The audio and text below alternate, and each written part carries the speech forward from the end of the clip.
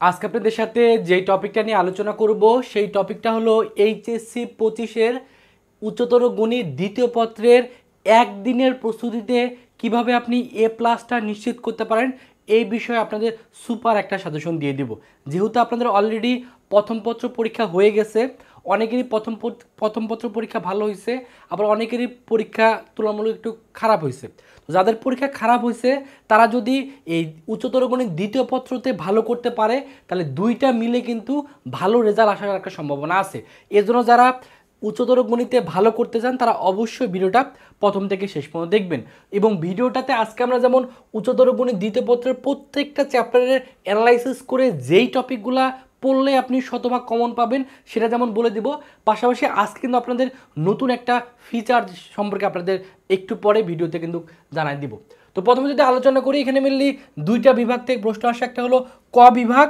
এই ক বিভাগে টোটাল 4টা প্রশ্ন আসে, সেখান থেকে আপনাকে অবশ্যই 4টা থেকে 2টা আপনাকে অবশ্যই উত্তর করতে হবে। তবে আপনি চাইলে 4টা থেকে 3টা আপনি সৃজনশীল প্রশ্ন উত্তর করতে পারেন।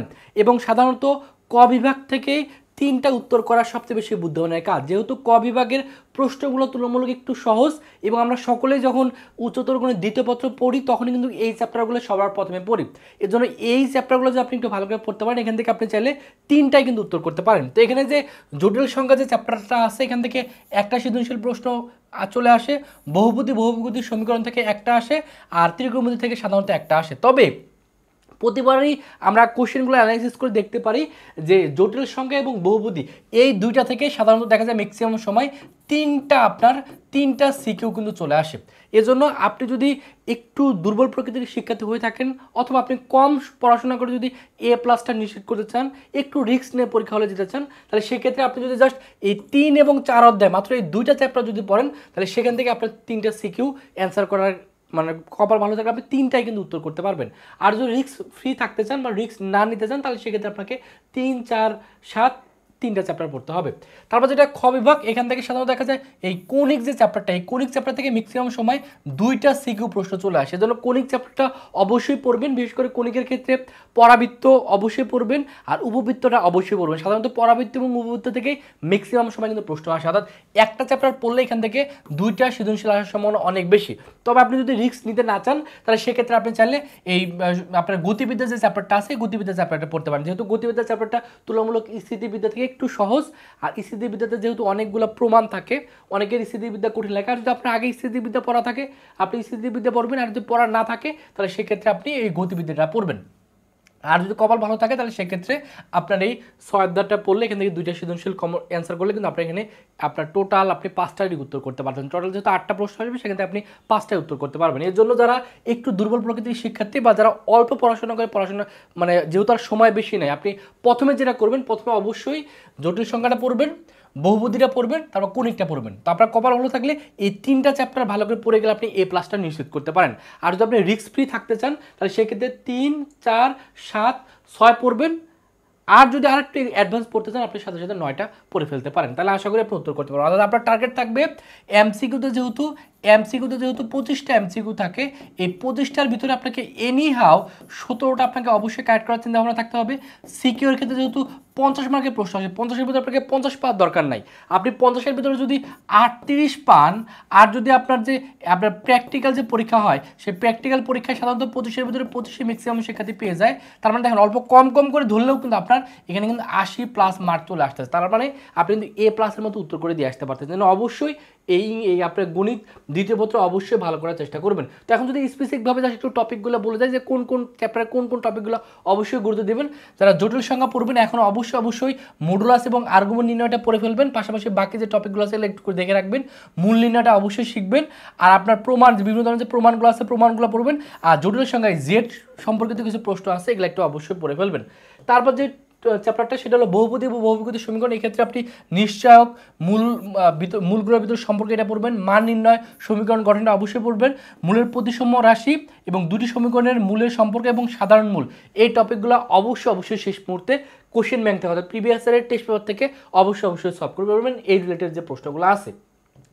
তারপর হলো আপনার ত্রিকোণমিতির ক্ষেত্রে অবশ্যই মান সংক্রান্ত অর্থাৎ বিপরীত ত্রিকোণমিতির যে মান সংক্রান্ত আছে এগুলো অবশ্যই পড়বেন, কিছু প্রমাণ আছে প্রমাণগুলো অবশ্যই পড়বেন। আর a cos θ plus b sin θ সম্পর্কিত যে প্রশ্নগুলো বিভিন্নবার পরীক্ষা আসছে সেটা অবশ্যই টেস্ট পেপার থেকে সলভ করবেন। আর তারপর হলো সাইন এবং কসের যে বিজোড় সংখ্যক পদ সম্বলিত সমীকরণ যেগুলো রিলেটেড যে প্রশ্নগুলো প্রিভিয়াস ইয়ারে বিভিন্ন বোর্ডে আসছে সেটা সলভ করবেন।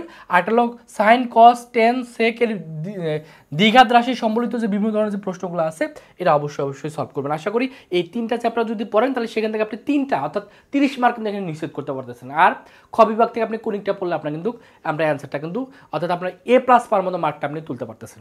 তো আজকে আপনাদের চর্চার একটা নতুন ফিচার সম্পর্কে আপনাদের একটু জানাই দিই। আপনি যদি এই চর্চায় ফিচারটা যদি ইউজ করেন তাহলে সেক্ষেত্রে অনেক জটিল এবং অনেক কনফিউশন যুক্ত যে টাইপ আপনার প্রশ্নগুলো আছে সেগুলোর উত্তর কিন্তু আপনি জাস্ট এই যে ওয়েবসাইটটা আছে এই ওয়েবসাইটে যে আপনার উত্তরগুলো কিন্তু আপনি নিয়ে নিতে পারেন। অর্থাৎ পড়াশোনার জন্য যদি আপনি যদি হেল্প চান তাহলে আপনার জন্য পারফেক্ট একটা জায়গা হবে এই চর্চার এই যে নতুন যে ফিচারটা অ্যাড করছে এই ফিচারটা।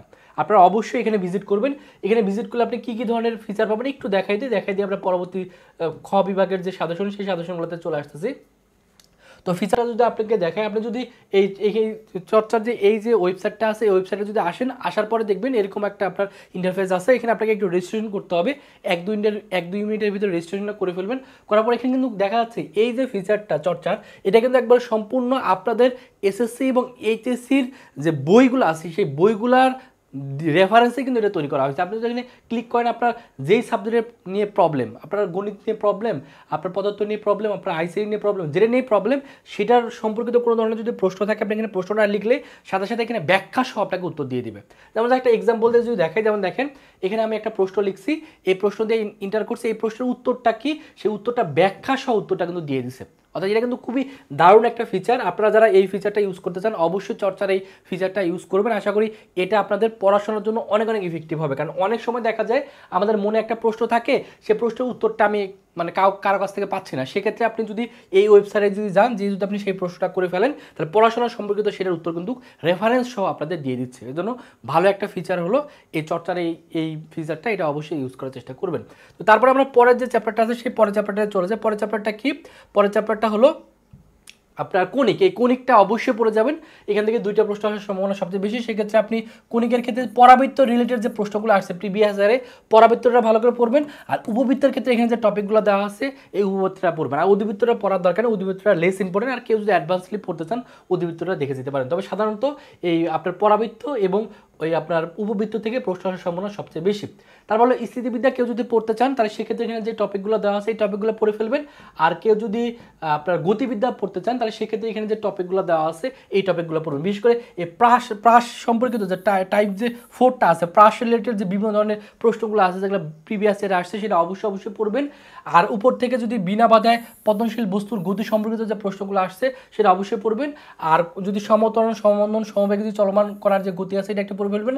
বিশেষ 1 সেকেন্ডে অধিকান্ত দ্রুত রিলেটেড যে প্রশ্নগুলো প্রিভিয়াস ইয়ারে আসছে এটা অবশ্যই সলভ করবেন। আশা করি এই টপিকগুলো পড়লে অল্প সময়ের ভিতরে আপনি ভালো প্রস্তুতি নিতে পারবেন। অর্থাৎ আপনি যদি অল্প পড়াশোনা করে A+ পেতে চান অবশ্যই আপনাকে যে চ্যাপ্টারগুলো পড়তে হবে, আপনাকে 3 নাম্বার যে চ্যাপ্টার জটিল সংখ্যা সেটা অবশ্যই পড়তে হবে, 4 নাম্বারটা পড়তে হবে।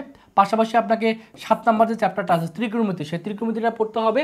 আর একটা হলো এই পাশে যদি আপনি কনিক যে চ্যাপ্টারটা আছে 6, এই 6 যদি পড়েন আশা করি এই 4টা চ্যাপ্টার পড়লে আপনার A+টা নিশ্চিত হয়ে যাবে। আর যদি রিস্ক নিতে না চান তাহলে সেক্ষেত্রে জাস্ট এই নবম অধ্যায়টা পড়বেন।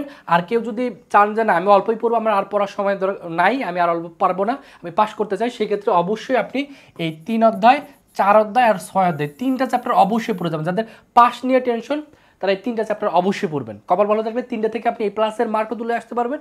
আর যদি একটু অ্যাডভান্স হয়ে থাকেন তাহলে সেক্ষেত্রে আপনি অবশ্যই 3, 4, 7, 6, 9 চ্যাপ্টারগুলো পড়ে ফেলবেন। তাহলে আপনি অল্প প্রিপারেশন নিয়ে ভালো একটা রেজাল্ট করতে পারবেন। তো ভিডিওটা আপনাদের কাছে কেমন লাগছে এটা অবশ্যই কমেন্টে জানাবেন। সকলে ভালো থাকবেন, সুস্থ থাকবেন। আল্লাহ হাফেজ।